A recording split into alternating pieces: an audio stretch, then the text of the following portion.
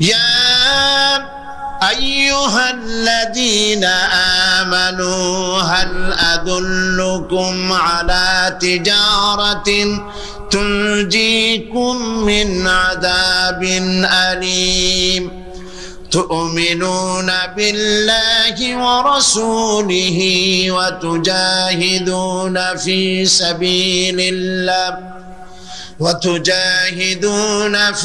سبيل الله بأموالكم وأنفسكم ذلكم خير لكم إن كنتم تعلمون সাদাকাল্লাহুল আযীম। আল্লাহ পাক বলছেন সূরা আস-সাফ, হে বিশ্বাসীরা, তোমরা যারা ঈমান এনেছো শোনো, আমি কি তোমাদেরকে এমন একটা ব্যবসার কথা বলবো না যে ব্যবসায় তোমাদেরকে জাহান্নামের কঠিন পীড়াদায়ক শাস্তি থেকে রক্ষা করবে? এমন একটি ব্যবসার কথা আমি কি তোমাদেরকে বলবো না? তার মানে হচ্ছে অবশ্যই আমি তোমাদেরকে এরকম একটি ব্যবসার কথা বলবো। সুবহানাল্লাহ বলেন। কিভাবে চললে পরে জাহান্নাম থেকে মুক্তি পাওয়া যাবে সে কথাটি আল্লাহ পাক গোপন রাখেননি, ওপেন সিক্রেট। তিনি তো বান্দাদেরকে এজন্য সৃষ্টি করেন নাই যে বান্দাগুলি তিনি সব জাহান্নামে দিবেন। তিনি তৈরি করেছেন মানুষকে হেদায়েত যেন তারা পায়, সেই জন্য আল্লাহ পাক তাকে জ্ঞান দিয়েছেন, নবী দিয়েছেন, কিতাব দিয়েছেন। আল্লাহ পাক বলছেন আমি অবশ্যই এমন একটা ব্যবসার কথা তোমাদেরকে বলবো। সেই ব্যবসাটা কি? তুমিনুনা বিল্লাহি ওয়া রাসূলিহি ওয়া তুজাহিদুনা ফি সাবিলিল্লাহি বিআমওয়ালিকুম ওয়া আনফুসিকুম যালিকুম খায়রুল লাকুম ইন কুনতুম তা'লামুন। সেই ব্যবসাটা হচ্ছে, সেই ব্যবসার জন্য তিনটা পুঁজি লাগবে। কয়টা পুঁজি? একটা হচ্ছে ঈমান বিল্লাহ, আল্লাহর প্রতি ঈমান। আরেকটা হচ্ছে রাসূলের প্রতি ঈমান। আরেকটা হচ্ছে আল্লাহর রাস্তায় জিহাদ করা, মাল দিয়ে আর জান দিয়ে। এই তিনটি জিনিস। ঈমান আনা ফরজ। ঈমান আনা কি? আল্লাহর প্রতি ঈমান আনা কি? রাসূলের প্রতি ঈমান আনা কি? এবং আল্লাহ রাসূলের আইন প্রতিষ্ঠার জন্য জিহাদ করা কি? তিনটি জিনিসকে আল্লাহ পাক ফরজ করে দিয়েছেন। কে ফরজ করেছেন? আসুন ধীরে ধীরে আমরা এই তিনটি বিষয় আলোচনা করি। ব্যবসার কথাটা আল্লাহ বললেন কেন? ব্যবসার কথাটা এই জন্য বলেছেন, এর মধ্যে দুটি কারণ আছে। একটা কারণ হলো এই যে মানুষেরা ব্যবসাটা বোঝে খুব ভালো, ব্যবসার দিকে মানুষের মনটা খুব আকৃষ্ট থাকে।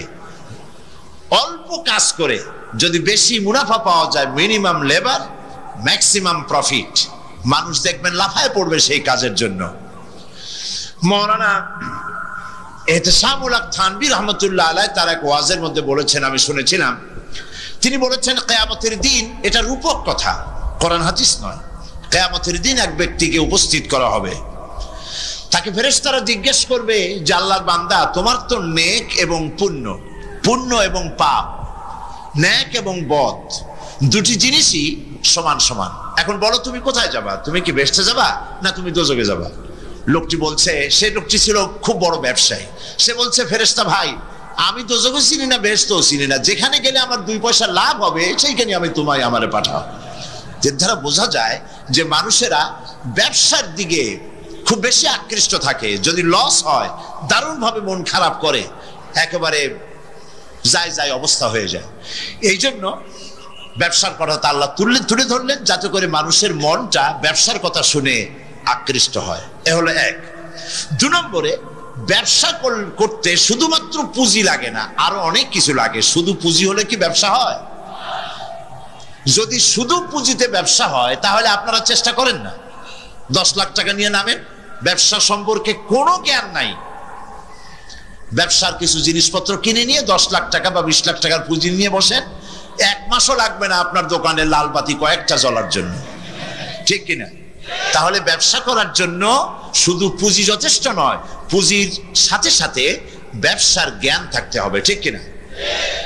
অভিজ্ঞতা থাকতে হবে, জ্ঞান থাকতে হবে, এবং ব্যবসায় পুঁজি খাটাইয়া জ্ঞান নিয়ে বসে থাকলে হবে না, শ্রম দিতে হবে, লেবার দিতে হবে, রাত জাগতে হবে, চেষ্টা করতে হবে। দেশ বিদেশের ওই মালের, যে মালের ব্যবসা আপনি করেন তার দাম কোথায়, কেমন, কোথা থেকে কিনলে লাভ, আপনি এখানে বিক্রি করলে লাভ বেশি হবে, এই সব ব্যাপারে চিন্তা ভাবনা করতে হবে, শ্রম দিতে হবে, মেধা দিতে হবে, রাত জাগতে হবে, দৌড়দৌড়ি করতে হবে। এত কিছু করার পরে তারপরে ব্যবসা হওয়ার সম্ভাবনা আছে, তবে লসের সম্ভাবনাও উড়ায় দেওয়া যায় না। আল্লাহ পাক বলছেন আমার সাথে একটা ব্যবসা করো। এই ব্যবসাটা হলো ইমানের ব্যবসা। এই ব্যবসাটা কিসের ব্যবসা? ইমানের ব্যবসা। এই ব্যবসার জন্য, এই ব্যবসাটার উদ্দেশ্য কি? জাহান্নাম থেকে বাঁচা। বলেন ব্যবসার উদ্দেশ্য কি? জাহান্নাম থেকে বাঁচার জন্য একটা ব্যবসা আমার সাথে করো। সেই ব্যবসাটার পুঁজি হলো ইমান। সেই ব্যবসার ক্যাপিটাল কি? ইমান। সেই ইমান লাগাইয়া বসে থাকলে হবে না, শুধু পড়লে হবে না লা ইলাহা ইল্লাল্লাহু মুহাম্মাদুর রাসূলুল্লাহ। জোরে পড়েন লা ইলাহা ইল্লাল্লাহ, লা ইলাহা,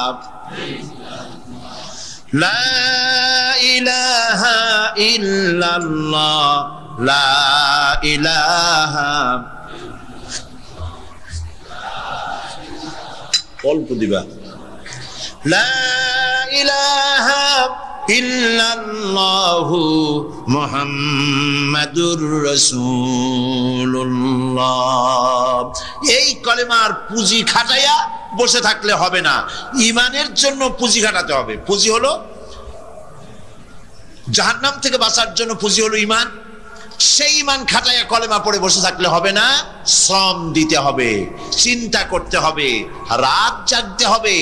যার উপরে ইমান এনেছেন তার উপরে ইমান আনার কারণে যদি অত্যাচার আসে সহ্য করতে হবে, বরদাস্ত করতে হবে। এরকম নয় ইমান এনেছি এই কথা বলবেন আহাসিবান নাসু আন ইউতরাকু আন ইয়াকুলু আমান্না ওয়া হুম লা ইফতানুন। আল্লাহ রাব্বুল আলামিন বলেছেন, লোকেরা কি একথা ভেবেছে ঈমান এনেছি এই কথা বলার সঙ্গে সঙ্গে বিনা পরীক্ষায় আমি তাদেরকে জান্নাত দেব, এটা কি মনে করেছে, মনে করে নিয়েছে নাকি? ওয়া হুম লা ইফতানুন, তাদেরকে পরীক্ষা করা হবে না? অবশ্যই পরীক্ষা করা হবে।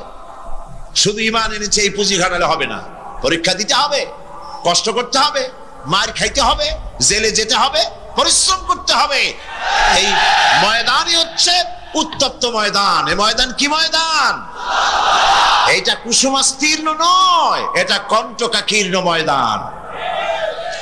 সুতরাং আল্লাহ পাক বলছেন পরীক্ষা দিতে হবে। এই ঈমান আনলে পরে ঈমানের পুঁজি খাটায়া, তুমি যেমন ব্যবসার পুঁজি দিয়া চুপ করে বসে থাকলে যেমন ব্যবসা হয় না, এখানেও ব্যবসা হবে না কলেমা পড়িয়া। শুধু কলেমা পড়তে হবে, বিশ্বাস করতে হবে, এটার জন্য কাজ করতে হবে এবং কালেমা ভিত্তিক শাসন প্রতিষ্ঠার জন্য আন্দোলন করতে হবে, ময়দানে থাকতে হবে।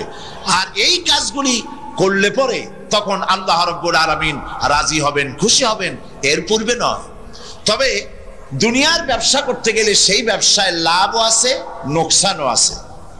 আল্লাহ রাব্বুল আলামিন বলেন, আমার সঙ্গে যে ব্যবসাটা করবে ওই ব্যবসাটা হচ্ছে তিজারাতান লান তাবুর। আমার সাথে যে ব্যবসা করবে এই ব্যবসায় নোকসানের কোনো সম্ভাবনা নাই, কোনো লস নাই। বাঁচলেও লাভ, জেলে গেলেও লাভ, ফাঁসির মঞ্চে চললেও লাভ, মরে গেলেও লাভ, মার খাইলেও লাভ। এটা সব জায়গায় লাভ আর লাভ। সুবহানাল্লাহ বলতে ইচ্ছে করে না? কারণ তুমি মার খাচ্ছ কার জন্যে? জেলে যাচ্ছ কার জন্যে? ফাঁসির মঞ্চে চড়ছ কার জন্যে? সুতরাং তোমার তো কোনো দুঃখ থাকার কথা নয়, তোমার তো কোনো চিন্তা থাকার কথা নয়। আমাকে তো আমার আল্লাহ শিখেই দিছেন কি? قل إن صلاتي ونسكي ومحياي ومماتي لله رب রাব্বিল আলামিন। পড়েন আমার সাথে, সবাই পড়েন। ইন্না সলাতি ওয়া নুসুকি ওয়া মাহইয়ায়া ওয়া মামাতি লিল্লাহি রাব্বিল আলামিন। আল্লাহ পাক বলেন, বলো নিশ্চয়ই আমার নামাজ, আমার কুরবানি, আমার হায়াত, আমার মওত সবকিছু আল্লাহ রাব্বুল আলামিনের জন্য। কার জন্য? তাহলে মুমিনের কি কোনো দুঃখ থাকার কথা, কোনো কষ্ট থাকার কথা? নিশ্চয়ই নয়। মুমিন সর্বাবস্থায় আল্লাহর উপরে রাজি থাকবে, খাইরিহি ওয়া শাররিহি মিনাল্লাহি তাআলা। আমার উপরে যদি কোনো বিপদ আসে অথবা আমার যদি কোনো সুখ আসে, সবকিছু কার পক্ষ থেকে? হয়রান হওয়ার, পেরেশান হওয়ার কোনো কারণ নাই। আমার জন্য যা হয় তার মধ্যে কল্যাণ আছে। আমি বুঝি না কল্যাণটা কত দূরে, তবে কল্যাণ হবেই হবে ইনশাআল্লাহ। আল্লাহ পাক বলছেন, শোনো, আল্লাহর উপরে ঈমান আনতে হবে। তুমিনুনা বিল্লাহ। আমরা কি জাহান্নাম থেকে বাঁচতে চাই? তাহলে আল্লাহ পাক বলছেন আমার উপর ঈমান আনো। এখন আল্লাহর উপর ঈমান আনার জন্য 4টি শর্ত আছে। কয়টি শর্ত? মুখস্থ করেন। আল্লাহর উপর ঈমান আনার জন্য 4টি শর্ত। 1 নম্বরের শর্ত হচ্ছে আল্লাহ পাক আছেন, এটা বিশ্বাস করতে হবে। অনেক মুমিনও অনেক সময় প্রশ্ন করে বসে বিপদ দেখে, আল্লাহ কি আছে? এই চিন্তাই, এই ধরনের পেরেশানি আর হতাশ হয়ে কথা বলতে পারে কেবলমাত্র যাদের ঈমান যত দুর্বল, বিপদে তারা তত বেশি হতাশ হয়। আর ঈমান যত সবল, সে জানে যে আল্লাহ পাকের ফয়সালার অতিরিক্ত কিচ্ছু হবে না। যা হবে সবটাই আমার আল্লাহর ফয়সালা। কার ফয়সালা? সুতরাং আল্লাহ পাকের উপরে ঈমানটা আনতে হলে 4টি শর্ত লাগবে। আমি আশা করি এই কথাগুলি, আমি আল্লাহর সাহায্য চাচ্ছি, আল্লাহ যেন বলার তৌফিক দেন এবং আমাদের বোঝার তৌফিক দেন। একটা হচ্ছে আল্লাহর উপরে ঈমান এনেছি, এই কথাটা বললেই হবে না। ঈমান এনেছি, 4টি শর্ত লাগবে। প্রথম হচ্ছে আল্লাহ আছেন, এটা স্বীকার করতে হবে, বিশ্বাস করতে হবে। 2 নম্বরে আল্লাহর গুণাবলী সহ আল্লাহকে বিশ্বাস করতে হবে। 3 নম্বরে আল্লাহর ক্ষমতাটাকে স্বীকার এবং বিশ্বাস করতে হবে। 4 নম্বরে আল্লাহ পাকের আদেশ এবং নিষেধ, এর উপরে বিশ্বাস করতে হবে। আসুন একটা একটা করে আলোচনা করি। 1 নম্বরে আল্লাহ আছেন। আমার মনে হয় এই ব্যাপারে বক্তৃতা করার কোনো দরকার নাই, কারণ আল্লাহ নাই এই চিন্তা যারা করে তাদের এই মাহফিলে এসে বসার কোনো জরুরত নেই, ঠিক কিনা?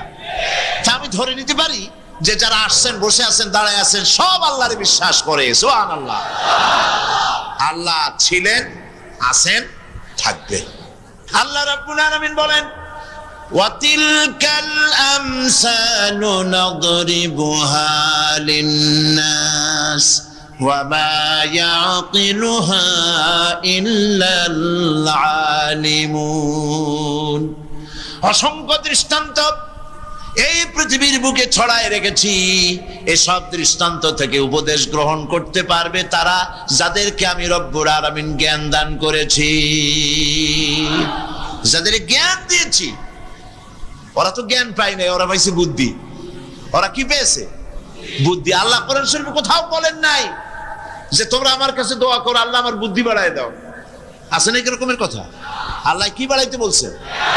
আল্লাহ রাব্বুল আলামিন বান্দাদেরকে শিখায়েছেন, বান্দারা আমার কাছে দোয়া কর, রব্বি জিদনি ইলমা। পড়েন সবাই, রব্বি জিদনি ইলমা। আয় আমার রব, আয় আমার স্রষ্টা, তুমি আমার ইলমকে, আমার জ্ঞানকে বৃদ্ধি করে দাও। বলেন সুবহানাল্লাহ। দেখুন কোরআন শরীফে আল্লাহ পাক এক জায়গায় বলেছেন, ওয়ালাকাদ জারা'না লি জাহান্নামা কাসীরাম মিনাল জিন্নি ওয়াল ইনস। আমি মানুষ এবং জিনেদের মধ্যে এক শ্রেণীর মানুষ আর জিনকে তৈরি করেছি জাহান্নামের জন্য। জাহান্নামের জন্য তারা তৈরি হয়েছে। কারা? লাহুম কুলুবুন লা ইয়াফকাহুনা বিহা। যাদেরকে অন্তঃকরণ দিয়েছি, এই অন্তঃকরণ দিয়ে সব বুঝলো, এই বিবেক দিয়ে সব বুঝলো, কিন্তু আমারে বুঝলো না। আমার সৃষ্টি বুঝলো না।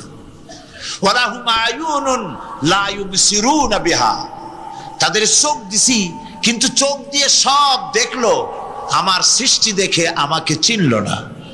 তাদের কান দিলাম, এ কান দিয়া সব শুনলো, কিন্তু মজলুম দুর্বলের ফরিয়াদ তাদের কানের মধ্যে ঢুকলো না। উলাইকা কাল আনআম, আল্লাহ পাক বলেন এগুলি হলো চতুষ্পদ। কি কোন আপনারা বলেন কি? জানোয়ার। কে বলতেছেন? আপনারা কি রাগ করতেছেন নাকি? আর রাগ করলে হবেটা কি? সৃষ্টি যিনি করেছেন এই পদবাচ্যে বিশেষিত বিবেচিত করেছেন সেই আল্লাহ। আল্লাহ পাক কি বলছেন? বিবেক দিলাম, আমাকে চিনলে না। চোখ দিলাম, আমার সৃষ্টি দেখে আমাকে উপলব্ধি করলে না, হেদায়েত পেলে না। কান দিলাম, হক শুনলে না।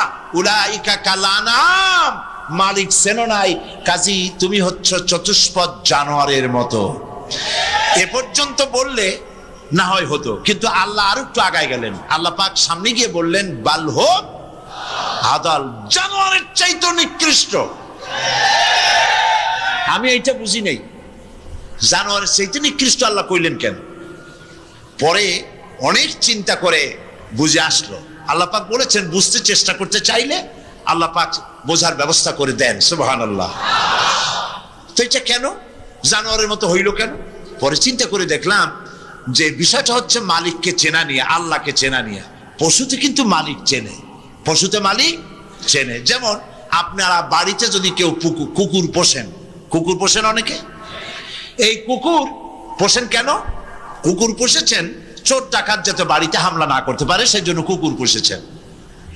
গভীর রাত্রে মানুষের পায়ের আওয়াজ পাওয়ার সাথে সাথে কুকুর তার ভাষায় বিরাট গর্জন করে ওঠে, ঠিক কিনা? তার ভাষায় সে বলে, সে বলতে থাকে, তার ভাষায় সে বলে থাম, স্টপ, পরিচয় দে তুমি কে। এখন ওই লোকটা যদি মালিক হয়, বাড়ির মালিক, কুত্তার মালিক, তাহলে সে যখন বলে কুকুর একটা নাম রাখে, ডবলু বল্টু কিছু একটা রেখে দেয়, তো কুত্তার নাম ধরে কুত্তারে ডাক দিল থাম। কুত্তা তখন বোঝে আমি তো ভুল করছি, এ তো আমার মালিক। কুত্তা তখন কাছে চলে যায়, গায়ে লেজ নাড়াইয়া গায়ে বুলাতে থাকে। লেজ নাড়ানো মানে কুত্তায় গ্রিন সিগন্যাল দিয়ে দিছে, আপনি যাইতে পারেন, আপনার কোনো অসুবিধা নেই বাড়িতে ঢোকার ব্যাপারে। তাহলে দেখা গেল কুত্তায় মালিক চেনে। কুত্তা কি করে? আবার যদি চোর আর ডাকাত আসে, তাহলে কুকুর ঘেউ করে ওঠার সঙ্গে সঙ্গে চোর বা ডাকাত আওয়াজ তো করতে পারবে না, তার মালিক জেগে উঠবে। দৌড়াতে গেলে আর উপায় নাই, কুত্তা আবার এখন আর লেজ নাড়বে না, চাপ করে পড়বে এবং কামড়ায় ধরবে তার ঠ্যাং অথবা ঘাড়, ঠিক কিনা? তাহলে বোঝা গেল কুত্তায় শত্রুও চেনে, মালিকও চেনে। কিন্তু এক শ্রেণীর নাস্তিক, তথাকথিত এক শ্রেণীর বুদ্ধিজীবী যারা আল্লাহকে অস্বীকার করেছে, সব বুদ্ধিজীবী খারাপ তা না, কিছু বুদ্ধিজীবী তো নিশ্চয়ই ভালো, ঠিক কিনা বলেন? কিন্তু এক শ্রেণীর আছে যারা আল্লাহরে চেনে নাই, ওরা কিন্তু বাড়ির ওই গৃহপালিত ওই পশুর চাইতেও নিকৃষ্ট, বাল হোক আদাল, জানোয়ারের চাইতেও নিকৃষ্ট। মালিককে চিনতে হবে। সেই মালিককে চেনার জন্য আল্লাহ রাব্বুল আলামিন কোরআনে কারীমের ভিতরে এই সূরাটির মধ্যে আল্লাহ পাক বলছেন আমার সাথে ব্যবসা করতে হবে, এবং প্রথম কাজ হচ্ছে আমাকে চেনা, আল্লাহকে চিনতে হবে। আল্লাহ আছেন তা বিশ্বাস করতে হবে। একটি কথার ভেতরে, একটি ছোট্ট সূরার মধ্যে আল্লাহ পাক বিষয়টি ক্লিয়ার করেছেন। আল্লাহ পাক বলেছেন কুল হুয়াল্লাহু আহাদ। সূরাটি মুখস্থ আছে কিনা? পড়েন সবাই আমার সাথে, গলা ছেড়ে দিয়ে পুরুষের মতো।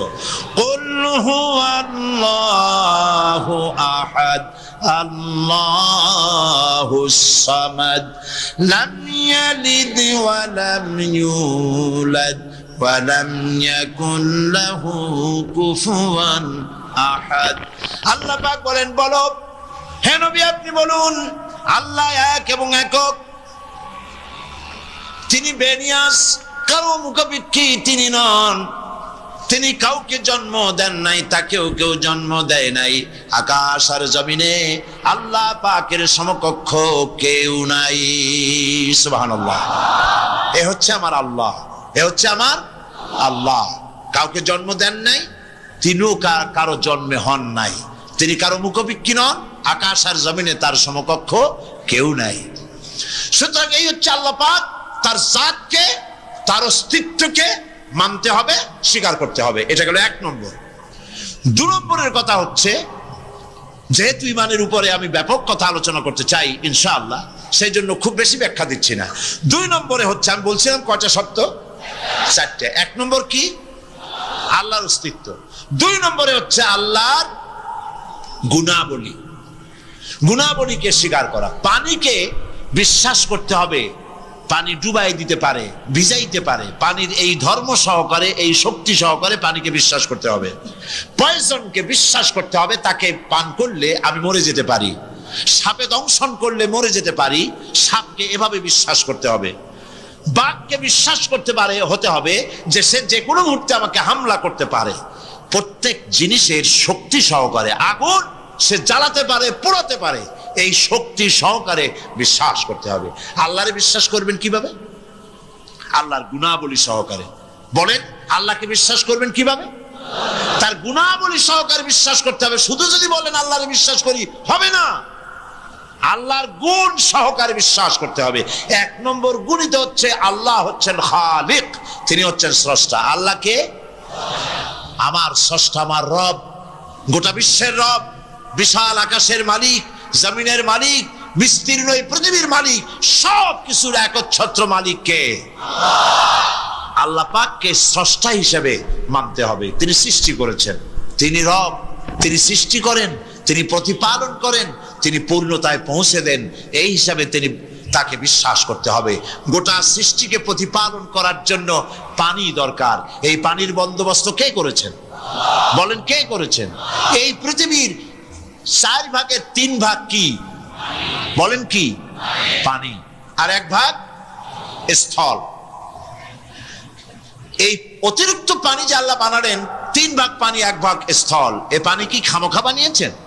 না, এই পৃথিবীকে বাঁচায় রাখার জন্যই আল্লাহ পাক পানি বানায় রেখেছেন, অতিরিক্ত পানি বানাইছেন। আবার ওই পানি সব জায়গায় পৌঁছতে পারবে না বলে আল্লাহ বিরাট জলাধার বানিয়েছেন, সমুদ্র, মহাসমুদ্র, বিরাট বিরাট দরিয়া, এতে পানি সব জায়গায় পৌঁছবে না বলে আল্লাহ পাক আবার খাল বানিয়েছেন, নদী বানিয়েছেন, বিল বানিয়েছেন, হাওর বানিয়েছেন, মাটির পরতে পরতে আল্লাহ পাক পানি রেখে দিয়েছেন। সুবহানাল্লাহ। তারপরে এতেও হবে না, সেই জন্য আল্লাহ পাক আবার সমুদ্র থেকে পানিগুলি তুলে মেঘমালায় পরিণত করে বৃষ্টির আকারে ফোঁটা ফোঁটা পানি দিয়ে কোথায় কোথায় শুকনা একটা বালুকণা আছে তাকেও খুঁজে বার করে পানি দিয়ে আল্লাহ পাক সিক্ত করে দেন, ভিজায় দেন। এ হচ্ছে আল্লাহ।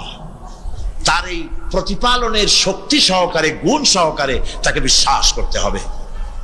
সবকিছুর স্রষ্টা তিনি, মালিক তিনি।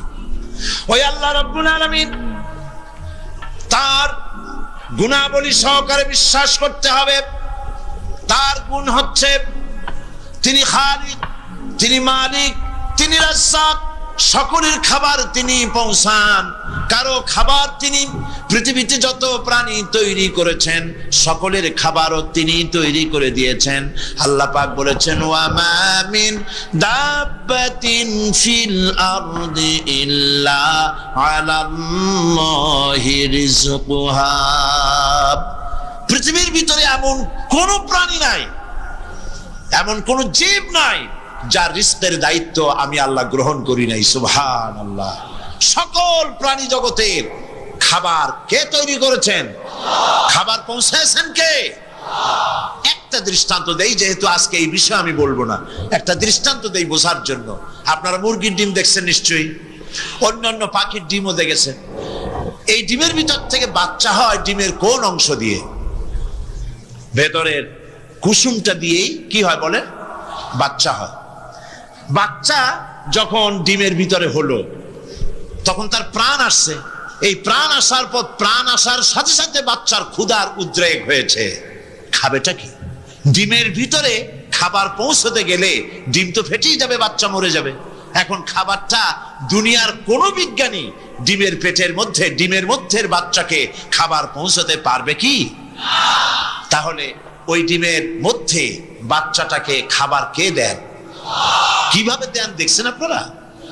কুসুমের বাইরে যে সাদা অংশটা থাকে এটা হচ্ছে প্রোটিন, এটা হচ্ছে খাদ্য। যতদিন এই বাচ্চাটা কুসুমের ভিতর থেকে বাচ্চায় পরিণত হয়ে যতদিন ডিমের মধ্যে থাকা লাগবে, 18 দিন বা 19 দিন যতদিন থাকা লাগবে, ততদিনের খাদ্য ওর চতুর্পাশে রেখে দেওয়া হয়েছে। সবটুকুন খেয়ে খেয়ে যেদিন তার সবটা সাদা অংশ খাওয়া হয়ে গেল, তখন ঠোঁট দিয়ে পাতলা পর্দাকে ফাটায় দিয়া পৃথিবীর মাঝে বেরিয়ে আসে। এই বাচ্চাটির খাবার কে দিয়েছে? আল্লাহ পাক। সমস্ত প্রাণীর খাদ্য তিনি পৌঁছে দিয়েছেন, কোনো জিনিস তিনি বাকি রাখেন নাই। আল্লাহকে বিশ্বাস করতে হবে, তিনি রাজ্জাক, তিনি খালেক, তিনি রব, তিনি স্রষ্টা। এই আল্লাহ পাকের যে 99টি নাম আছে, সমস্ত নাম হচ্ছে গুণবাচক নাম। এই গুণবাচক নাম দিয়ে তার গুণ সহকারে তাকে বিশ্বাস করতে হবে। গেল 2 নম্বর। কয়টা বলেছিলাম শর্ত? 3 নম্বর হচ্ছে আল্লাহ পাকের ক্ষমতা। আল্লাহরে বিশ্বাস করবেন ক্ষমতা দিয়ে। কি দিয়ে বিশ্বাস করবেন? ক্ষমতা দিয়ে। কি ক্ষমতা? আল্লাহ রাব্বুল আলামিন তার ক্ষমতা হচ্ছে দিনকে রাত বানাতে পারেন, রাতকে দিন বানাতে পারেন, সাগরকে নগর বানাতে পারেন, নগরকে সাগর বানায় দিতে পারেন, পথের মানুষ ধরে, রাস্তার মানুষ ধরে প্রেসিডেন্ট বানায় দিতে পারেন, আবার প্রয়োজনে ফাঁসির মঞ্চে চড়াই দিতে পারেন। আল্লাহ রাব্বুল আলামিন জিন্দাকে মৃত্যু করেন, মৃত্যুকে জিন্দা করেন। সবকিছুর ক্ষমতা। ইন্নাল্লাহা আলা কুল্লি শাইইন কাদির। সমস্ত জিনিসের উপরে ক্ষমতা রাখেন কে? জোরে বলুন। সব জিনিসের উপরে প্রচন্ড ক্ষমতার মালিক। এই ক্ষমতা অ্যাপ্লাই করার জন্য আল্লাহ রাব্বুল আলামিনের কোনো বাটন টেপা লাগে না, সেনাবাহিনী ডাকার দরকার হয় না। শুধু বলেন 2টা অক্ষর। বলেন তো কি? মাশাআল্লাহ, আপনাদের ওয়াজ শুনাইয়া মজা আছে, কারণ আপনারা বোঝেন। শুধু 2টা অক্ষর, কোন হও, সাথে সাথে হয়ে যায়। এটা 2টা ব্যাখ্যা আছে। একটা হচ্ছে যেটা আল্লাহ পাক এখনই চান সেটা কোন বলার সাথে সাথে তখনই হয়। আবার যেটা এখন চান না, কিছু পরে, সেটার জন্য কোন বলার সাথে সাথে সেটার হওয়ার প্রক্রিয়া শুরু হয়ে যায়। সুবহানাল্লাহ। দেখেন না, এই যে ভারতের আনজার, ভুজ, আহমেদাবাদ, এইখানে আল্লাহ অবিশ্বাসী লোক যারা, তারা বলে প্রকৃতির লীলা খেলা। তো প্রকৃতি এটা কি কোনো জানোয়ারের নাম যা আল্লাহর অবাধ্য? আল্লাহ যা বলে তা শোনে না, এক জায়গায় কাঁপাই দিয়ে সব ভেঙে চুরে শেষ করে দেয়, অথবা বন্যা হয়ে সব ডুবাই দেয়। প্রকৃতি কোনো জানোয়ারের নাম নয়। আল্লাহ পাক যখন যা ইচ্ছা করেন, ফাআলুল লিমা ইউরিদ, যা খুশি তাই করেন।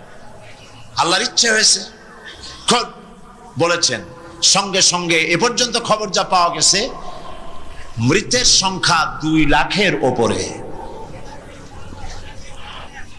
আল্লাহ পাক ইচ্ছা করলে সব জায়গায় এটা করে দিতে পারেন।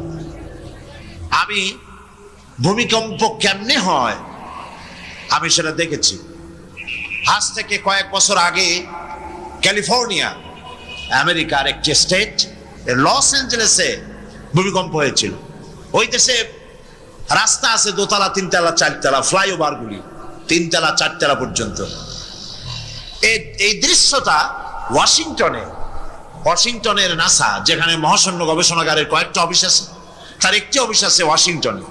সেইখানে আমাকে নেওয়া হলো এবং আমি দেখলাম বিরাট স্ক্রিন, সেই পর্দায় দেখানো হলো ভূমিকম্পের দৃশ্য। দরিয়ার ভিতরে পানি যেমন রোলিং হয়, তুফান হয়, এইভাবে করে যখন ভূমিকম্প শুরু হলো, তখন ক্যালিফোর্নিয়ার রাস্তাঘাট, মাটিগুলি, বিল্ডিংগুলি দেখতেছিলাম মাটির মধ্যে দরিয়ার মতো তুফান হচ্ছে এরকম করে। পাটিসাপটা পিঠা আপনারা দেখেছেন, বা ডিমের মামলেট দেখেছেন। এইটা যেমন জড়ায়, 2 তলা 3 তলা রাস্তাগুলি একটার পর একটা পেঁচাইয়া দুমড়ে মুচড়ে মুহূর্তের ভিতরে, 1 মিনিট তো নয়, কয়েক সেকেন্ডের ভিতরে সব শেষ হয়ে গেল, লন্ডভন্ড হয়ে গেল। এইখানে কোনোদিন মানুষের বসতি ছিল বলে তার কোনো প্রমাণ নাই। কিন্তু দুর্ভাগ্যজনক সত্য এই, মানুষ এগুলি চোখে দেখে তারপরেও বিশ্বাস করতে পারে না। কপাল পোড়া। এগুলো কি? কপাল পোড়া, বিশ্বাস করতে পারে না। ক্ষমতায় যে যখন থাকে তখন চতুর্দিকে অন্ধকার দেখে, মনে করে যে এ ক্ষমতা আর আমার হাত থেকে যাবে না, যা খুশি তাই করব। কিন্তু তোমাকে নিয়ন্ত্রণ করার আরেকজন আছেন, আছেন কিনা? সেজন্য আল্লাহ পাক বলেছেন ওয়ায়ামুদ্দুহুম ফি তুগয়ানিহিম ইয়ামাহুন, আমি যারা সীমা লঙ্ঘন করে আমি ঢিল দেই, একশোটে ধরি না, ঢিল দেই, দেখি কতদূর পারো। এই জন্য তো ফেরাউন বেঁচে ছিল 950 বছর। কোন কোন কিতাবে লেখা আছে 950 বছর হায়াত পেয়েছিল, জানি না কত বছর পাইছিল। 950 বছরের ভেতরে একদিন তার সর্দিও হয় নাই। ও যেন বলতে না পারে যে যদি আমার অসুখ বিসুখ হইতো তাও তো আমি আল্লাহ তোমারে ডাকতাম। মানে মুনাফিক, কাফের, বেঈমান, অহংকারী। আল্লাহ সুযোগ দেন, পাপিষ্ঠকে সুযোগ দিয়ে দেন। এই কথা যেন বলতে না পারে যে আল্লাহ আর যদি 6টা মাস সময় পাইতাম তাহলে আমি ভালো হয়ে যেতাম। এরকমও সুযোগ দেওয়া হয় না। ঠিক আছে, করতে থাকো, দেখি কতদূর পারো। তারপরে যখন সীমা লঙ্ঘন করে করে একদম প্রান্তে এসে যায়, তখন দড়ির অপর প্রান্ত কার কাছে? কার কাছে? ঘুড়ি যত উপরেই ওড়ে, ঘুড়ির লাটায় ওর পেছনে একটা সুতা আছে, সেই সুতাটা আরেকজনের হাতে, ঠিক না? ঘুড়ি যতই মনে করুক যে আমি পাল্লা দিয়ে মঙ্গল গ্রহে যাব, যেখানে খুশি সেখানে যাব, ঘুড়ির এই অহংকার মিশে বেশি দূরে যেতে পারবে না, যেহেতু তোমার পেছনে একটা দড়ি আছে, সেই দড়িটা আরেকজনের হাতে। এই দড়িতে যখন টান দেওয়া হবে, কাছে ফিরে আসতে হবে, যেখান থেকে উৎপত্তি সেখানেই ফিরে আসতে হবে। সুতরাং আল্লাহ পাকের এই প্রচন্ড ক্ষমতাকে বিশ্বাস করতে হবে যে তিনি বিরাট ক্ষমতার মালিক। ফকিরকে আমির বানান, আমিরকে ফকির বানান, আবার প্রয়োজনে ইচ্ছে করলে পথের লোক ধরে, কেউ চেনে না কেউ শোনে না, আল্লাহ পাক ধরে নিয়ে বাদশা বানান। আবার যখন আল্লাহ নারাজ হন তখন ফাঁসিতে ঝুলায় দেন। পারেন কিনা? পারেন কিনা? প্রচন্ড ক্ষমতার মালিক তিনি। আল্লাহ পাককে বিশ্বাস করার জন্য 4টি শর্তের, আল্লাহর অস্তিত্বে বিশ্বাস, গুণাবলীতে বিশ্বাস, ক্ষমতায় বিশ্বাস, 4 নম্বরে হচ্ছে তার হুকুম এবং আহকামে বিশ্বাস। আল্লাহ পাক যে সব আদেশ করেছেন, নিষেধ করেছেন, সেগুলি মানতে হবে। আল্লাহ যা হুকুম করেছেন তা মানতে হবে, যা নিষেধ করেছেন তার থেকে ফিরতে হবে। তাহলে বোঝা যাবে যে আপনি আল্লাহকে বিশ্বাস করেছেন। আল্লাহর বিশ্বাস করি কিন্তু আল্লাহর আইন মানি না, এই বিশ্বাসের কোনো দাম আছে? বলেন, দাম আছে? আল্লাহকে বিশ্বাস করি অথচ ইসলামকে বলি মৌলবাদ। ইসলামের কাজ যারা করে তাদেরকে বলি মৌলবাদী। আর যাই হোক, এগুলো মুসলমান না, এগুলি মুনাফিক। এগুলি কি? এই জন্য আল্লাহ পাক বলছেন জাহান্নামের কঠিন শাস্তি থেকে বাঁচার জন্যে আমার সাথে ব্যবসা করো। কার সাথে? এই ব্যবসার মধ্যে 3টা পুঁজি। تؤمنون بالله ورسوله وتجاهدون في سبيل الله بأموالكم وأنفسكم ذلكم خير لكم إن كنتم تعلمون। আমার সাথে ব্যবসা করো। সেই ব্যবসার পুঁজি হলো 3টি। পুঁজি কয়টা বলেছি? কয়টা?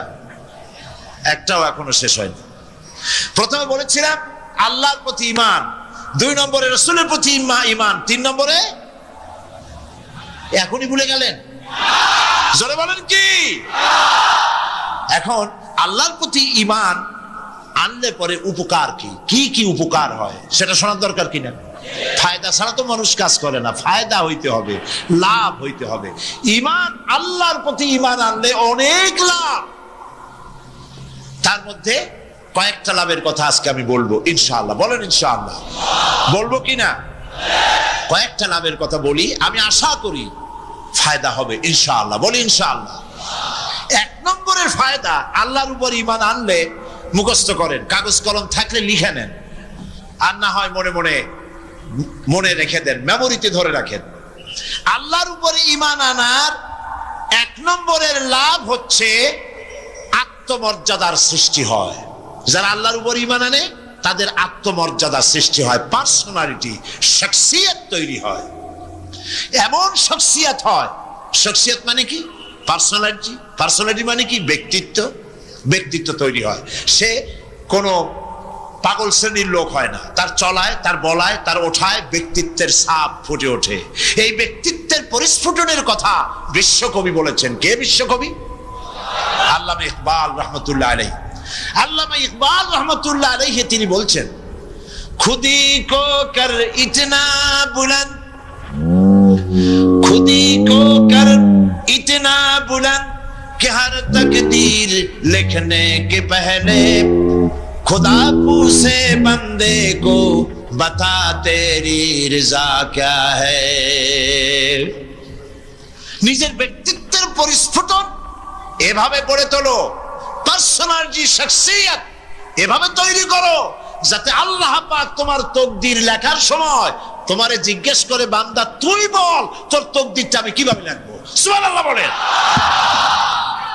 এটাই হচ্ছে ঈমানের প্রথম কথা। ঈমান যে আনে তার মধ্যে মর্যাদার সৃষ্টি হয়, সে কোনো কিছুকে ভয় পায় না, আত্মমর্যাদা আসে। কারণ ঈমান আনার আগে, খুব খেয়াল করুন, ঈমান আনার আগ পর্যন্ত সে ভয় করত সাপকে, তাই সাপকে পূজা করত।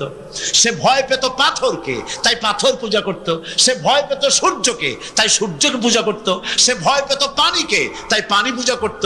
ভয় পেত আগুনকে, তাই আগুনকে পূজা করত। ভয় পেত বিরাট গাছ, ওইটারই পূজা করত। যেটা বড় ওইটারই পূজা করত। কিন্তু ওর জানা নাই এর থেকে বড় এগুলি সৃষ্টি, এর থেকে যিনি সৃষ্টি করেছেন সৃষ্টির শক্তি বেশি না স্রষ্টার শক্তি বেশি? তো পাগলের মতো এগুলোর সামনে মাথা নত করো কেন? এই জন্যে ঈমান আনার আগে তার মধ্যে ব্যক্তিত্ব ছিল না।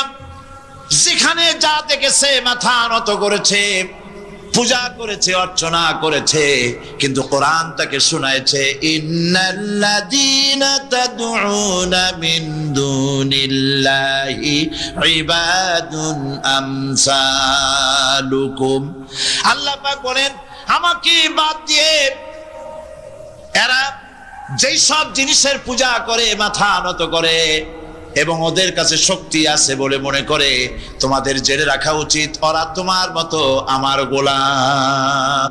আল্লাহর প্রতি ঈমান আনায় মানুষ বিনয় এবং বিনম্র প্রকাশ করে, সে অহংকারী হতে পারে না। আল্লাহর উপরে যে ঈমান আনে সে অহংকারী হইতে পারে না, কারণ আল্লাহ বলে দিয়েছে, ইয়া মাশারাল জিন্নি ওয়াল ইনস ইন ইসতাতা'তুম আন তানফুযু মিন আকতারিস সামাওয়াতি ওয়াল আরদ ফানফুযু লা তানফুযুনা ইল্লা বিসুলতান। যারা অহংকারী, যারা স্বৈরাচারী, যারা জালিম, আল্লাহ পাক তাদেরকে বলছেন, হে পৃথিবীর মানুষেরা, জেনেরা, যদি সম্ভব করতে পারো, আমার আইন ভালো লাগে না, আমার ইসলাম পছন্দ হয় না, আমার আলেম ভালো লাগে না, আমার কোরআন ভালো লাগে না, অবস্থা যদি এমনটি হয়, বেরিয়ে যাও, বেরিয়ে যাও।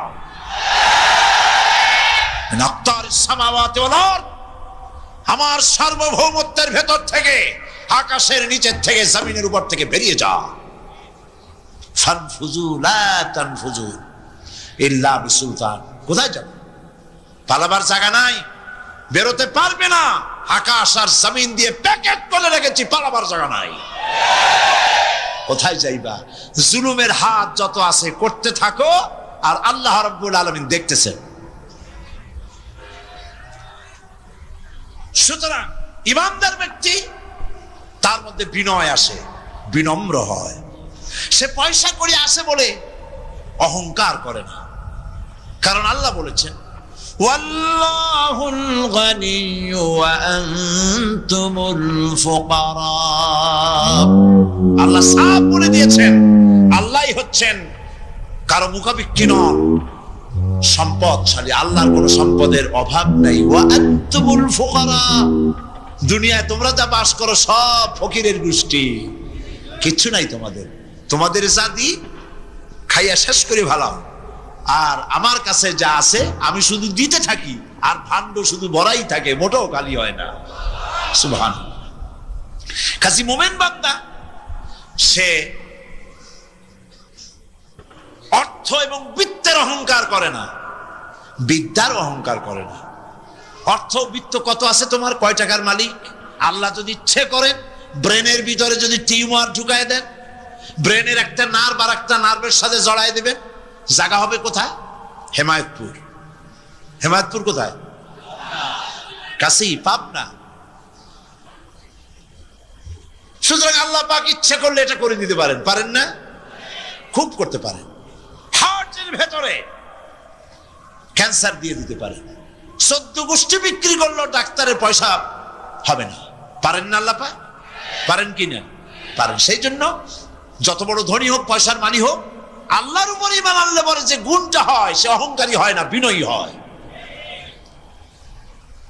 আল্লাহ রাব্বুল আলামিন কোরআনে কারীমের ভিতরে বলে দিয়েছেন, লিল্লাহি মা ফিস সামাওয়াতি ওয়া মা ফিল আরদ। যারা সামান্য একটু রাজত্ব পাইয়া ছোট্ট ছোট্ট একটা দেশের প্রেসিডেন্ট, প্রধানমন্ত্রী, কি হনুরে, এরকম একটা ভাব, আর্মি হাতে, বিডিআর হাতে, পুলিশ হাতে, যা খুশি তাই করি না। আল্লাহ পাক বলছেন, লিল্লাহি মা ফিস সামাওয়াতি ওয়া মা ফিল আরদ। আকাশ আর জমিনের একচ্ছত্র মালিকানা কার? চিল্লায় বলুন, আল্লাহ পাকের।